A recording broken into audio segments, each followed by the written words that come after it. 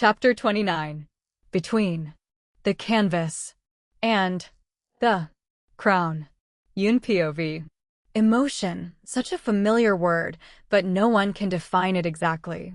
Some say it is the ladder of life, while others defines it as their biggest downfall. Some consider it fire, while others as water. But I consider it the sea, a sea whose one tide can change the direction, a force, and you will end in a totally different place than you desire. But when the winds are heavy, when the storm is on its way, there is no way you can find a corner.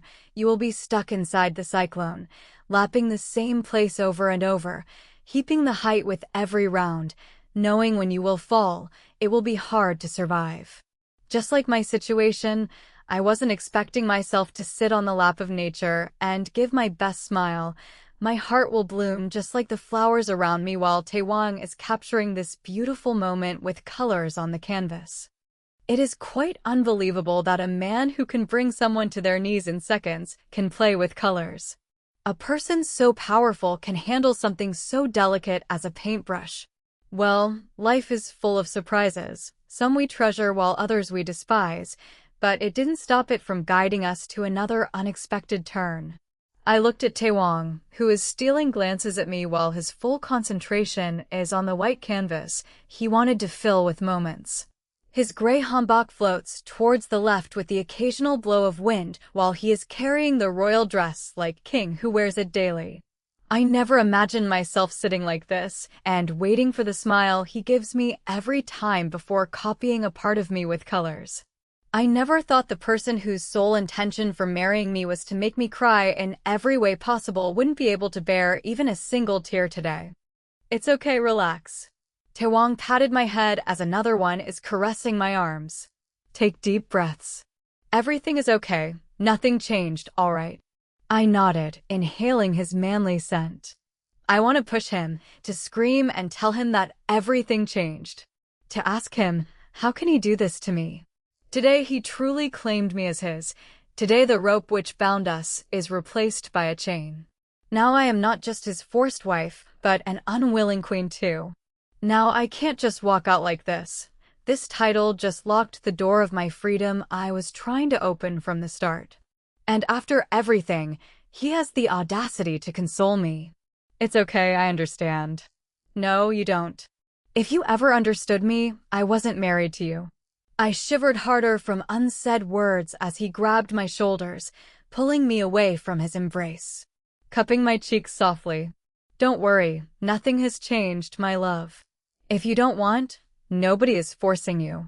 Don't be Kim's queen. Take your time, just don't be sad.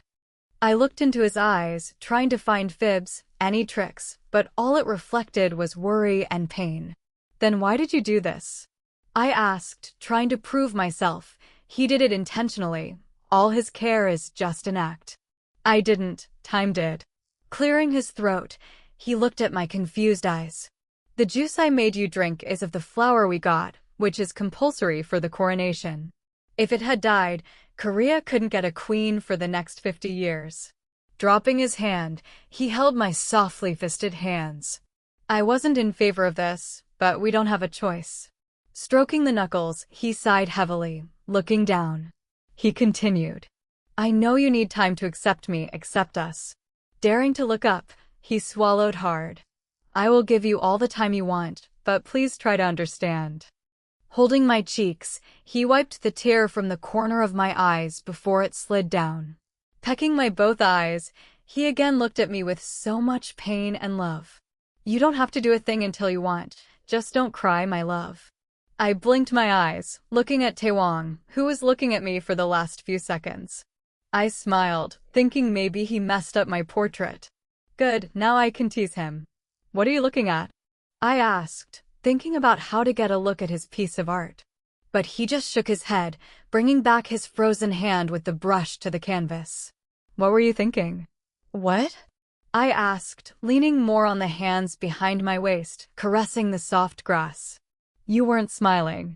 He replied, hiding his face while I am sure he isn't smiling behind it. I smiled enough, now my cheeks are hurting. Leaning forward, my hands found my cheeks, massaging them. I don't remember when I smiled so much. It felt like after years I was so happy. A giggle came behind the curtain of the canvas before his bright face popped beside it. Then you should get used to this pain. You will have it a lot. My hands loosened from my cheeks as his words swelled my heart. No matter how many times I warned myself, his tricky confession sinks deeper into my heart, turning it into memory. His talent for turning every topic in his favor is wounding my already damaged wall of heart. He is invading the only place I never want him to enter, either forcing me to drop my walls or trying to destroy them. But I will never let him enter there. My heart is only for Kai, and he only has its key and right to stay. Now get your hands away from my queen's smile. I want to see it. His excited voice brought me out of the battle of emotions as I concentrated on the person who rarely drops his coldness and acts like a human rather than an emotionless robot. I am still smiling, not forced, but the happiness overflowing from my lips and cheeks, and I bet my eyes are shining too. I have no idea how my day turned so wonderful when I was sobbing with the worst possibilities this morning only. It's not the coronation for sure. Then what is it? Is it the promise of giving me the space and time I needed, or is it because the place that once confirmed my sorrow is now promising happiness? My heart raced to remember today's wonderful welcome, unlike the first one, whose memory today also halts my heart. The car stopped while I was still in Taewang's embrace, smelling the wood and mud of his old clothing, reminding me every second that it's not something you can have in a designer shop or get by throwing money at someone. You have to retain it, care for it, and respect it, which his lineage did with the whole heart. "My love," he said, caressing my back while I snuggled more into him. For the first time, I felt secure in his arms. It didn't feel like he was going to harass me or force me. I felt assured, the same way I feel with Dad or Kai's embrace. "We are home." I nodded softly as I slowly backed away when he released his arm around me, which was covering me like an eagle hiding a small boy inside his wings in a film whose name I don't remember. I turned to open the door when his big palm covered my small one under it, stopping me. I turned towards him with furrowed brows. "Now, what's on his mind?" "Let me do it for you," he whispered in a barely audible tone as he kept my hand back in its place before smiling at me. He climbed down the car with heavy handbak. "Don't move, okay?"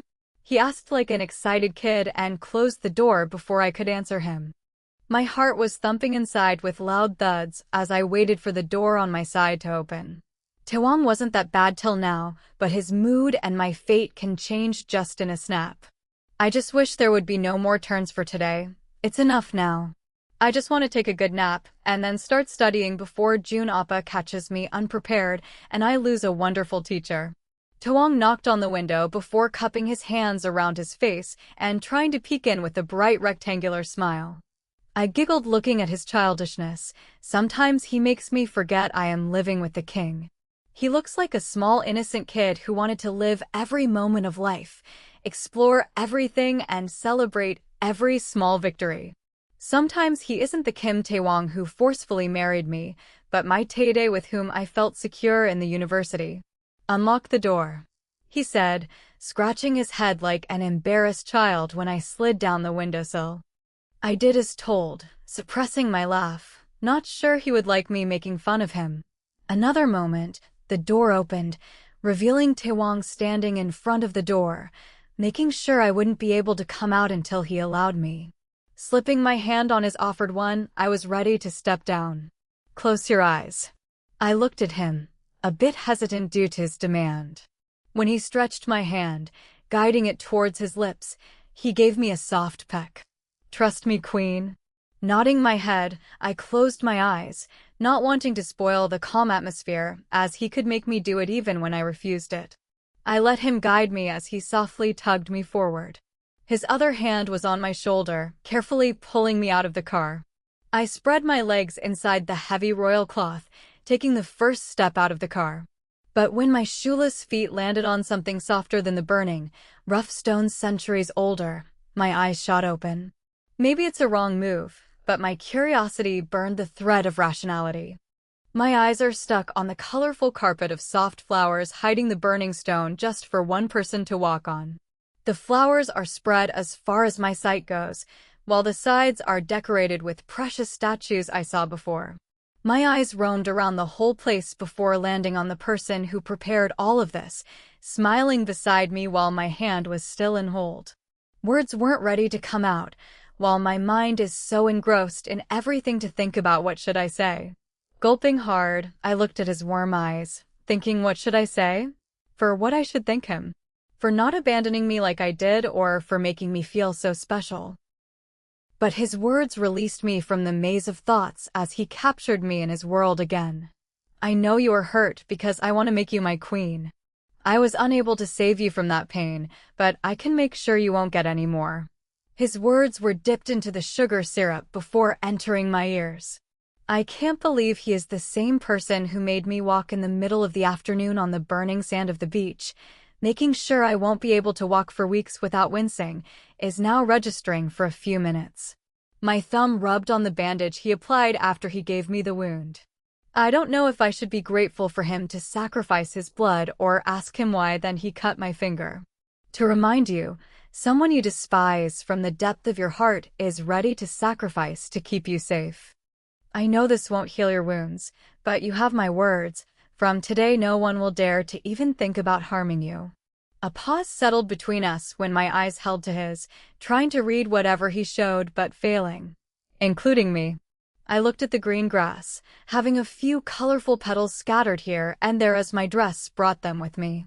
My heart halted for a second before boosting. I don't know what should I say. This can't be a coincidence that finally I have something which I craved my whole life. The words I am desperate to hear came out of the mouth of the person who didn't know me for more than 2 whole months. Safety. How did he know what I wanted, even when I never let Dad and Kai know that I am still afraid? Somehow, the darkness they tried to kill survived, and I hid it from them for all these years. Was it just our fate to collide with each other at the university he owns? If that's so, then why was he disguised as a nerd? It's not impossible for him to plan it, and our bet added oil to the fire. But a question kept popping in my head, converting my assumptions senseless. Why will he do that? It's not like I go out of town very often or was crazy for having a look of celebrity when they came around. If I ever went, it was with Kai. That too, he made sure it was not crowded. Maybe I am thinking too much. My emotions are juggling every second. I am not sure what I am feeling right now.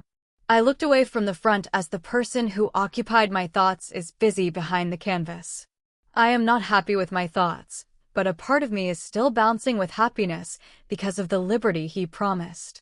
I am not expecting a big change as my mind didn't forget the words, old royal priest. Queen's words are a command for everyone except the king. No one can cut her words except the king. Taewang kept the paintbrush on the side table, the same table because of which he growled at the guard for not arranging everything. It's not their fault. I doubt they ever imagined their emotionless, strict master would paint for someone. Hell, they never expected him to know painting just like me. I looked at him, who walked towards me gracefully while clouds were spreading their sheets on the sky behind him, not making him an angel with sunshine, but neither making him a devil with all darkness. Showing him what he is, a man, very, very dangerous man behind the facade of calmness, just like the clouds.